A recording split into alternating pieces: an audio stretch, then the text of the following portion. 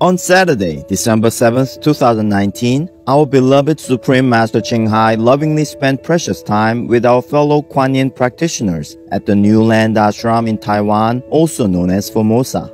Master finished reading the story of Chandana from the book about the venerated Lord Mahavira and expounded on the hardships the great saints and enlightened masters must endure in this world, and how, as spiritual practitioners, it's best for us to live simpler lives. This is the life that you should aspire to. Simple. 2-3 pair of clothes, you're happy, you're free. Truly freedom is the best. It's the best of everything. Yes. Now live like Lord Mahavira. Yeah? Not even any stitch on your body. It is very funny how any practitioners, a true practitioner, the one who will be master or something, will be tested to the extent of their last endurance. But that's the way it is, actually. Just like gold, It's not beautiful like this. Huh? It has to be grilled in the very vicious fire, and then has to be beaten, and have to be confined into mold and shape, and then have to be even sculpted with chisel and with hammer, and then it become a beautiful piece of jewelry. That is the envy of the world. Similar, most great person in the history has been going through a lot of test, hammer, trimming, and unbearable situation. They have to bear the unbearable. They have to endure the unendurable. Many things like that. And then you are tamed, then you're trimmed, you're sculpted into a perfect shape inside, that you're ready to do a great job. Then you have no more attachment to anything at all. Having or not having, to you is the same. You don't even shy away from fame, but you don't care about fame. You are just whatever, the arrangement of heaven. You are just that. You just do whatever you have to do, regardless of your own liking or not liking. But at that time, after you've been drilled and grilled and hammer and chisel and punch and hole and fire, everything already, I think everything else left you, or the ego gone. Then God can manifest. So if you want to be great, like Lord Mahavira, learn from his lessons. Like we should not fear hardship. We should not desire for comfort. If you have comfortable place, okay, you use it. If you don't have it, you take care of yourself. Use a tent or anything. I just wanted to tell you that the real practitioner, they're truly free, if they want to be.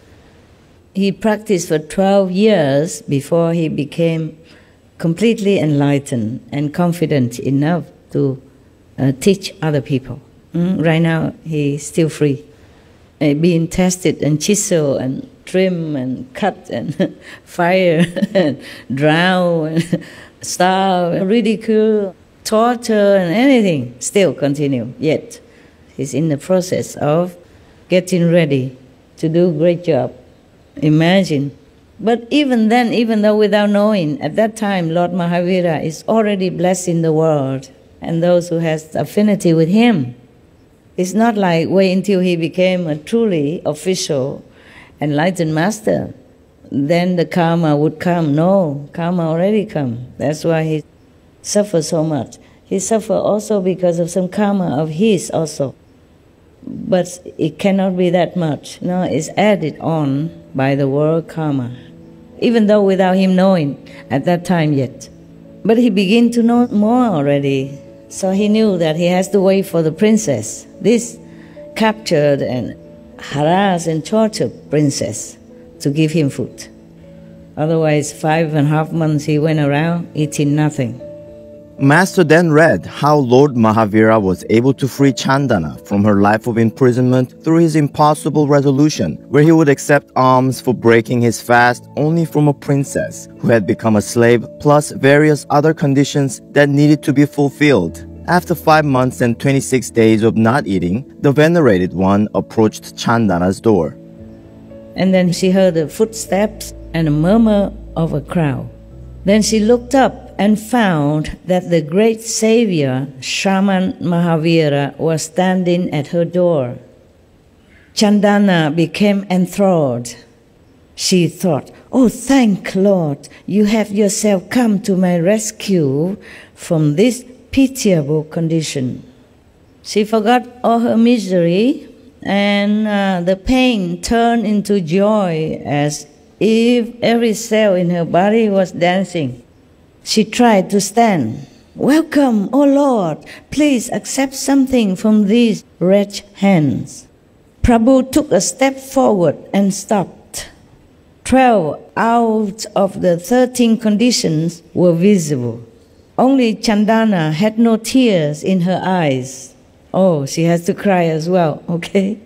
That's the only last condition that's not visible yet. So Mahavira turned and started moving away. He thought it's not right. Only 12 conditions, not 13. As soon as Mahavira turned away, Chandana's joy vanished, as if struck by lightning. She lamented by herself, "How unlucky I am that even in this wretched condition, Prabhu has turned empty-handed from my door." Filled with self-pity, she started crying. 13 condition already here. Mahavira turned back and looked. All conditions of his resolution were visible now. He stepped ahead and extended his cupped hands before Chandana.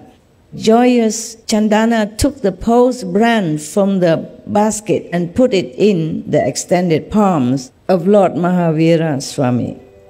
Mahavira broke his fast right there and then.